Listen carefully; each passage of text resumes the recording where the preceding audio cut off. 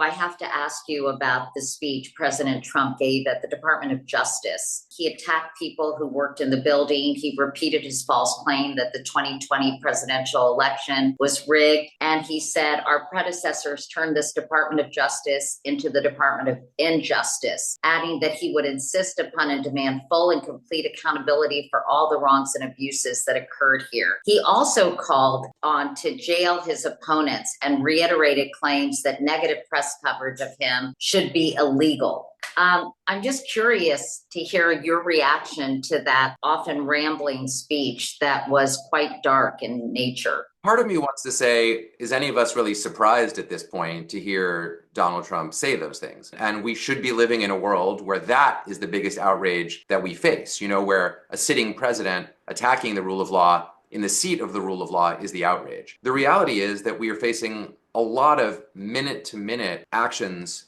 by the Trump administration that literally flout the law. That is, they do more than just rhetorically go against the law. They literally go against the law. So I would take that speech as a kind of blueprint from the horse's mouth, from Donald Trump directly, telling us what he's trying to do. He's trying to weaponize the justice system, as he basically effectively said, and he's trying to create a national environment in which those who oppose him or try to hold him to account will be afraid and will be threatened. And all I can say is that is not normal. None of this is normal. This is not the way our system is supposed to work. And for those of my friends, including some close friends, who are always inclined to say, let's give Donald Trump the benefit of the doubt, I think the time comes when you have to say, look, you've been in office for a couple of months. You've violated the law once or twice almost every day since then. You're saying overtly that you don't respect the basic principles of equal justice under law. It's time to realize that there's consequences for that. And I think we need to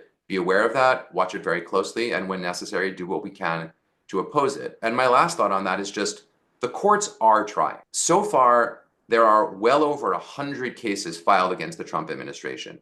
And in many, many, many of them, federal courts have already blocked administration actions that they have deemed illegal. One case has come to the Supreme Court so far, and in it, the Supreme Court 5-4 upheld a lower court order that said that something the Trump administration had done to block USAID funding was unlawful. So we're doing okay so far from the standpoint of the courts, but we all need to be aware of that, and we need to be concerned because this is not a blueprint for a functioning democracy. And if we don't function as a democracy, that means decline, and it means decline for all of us.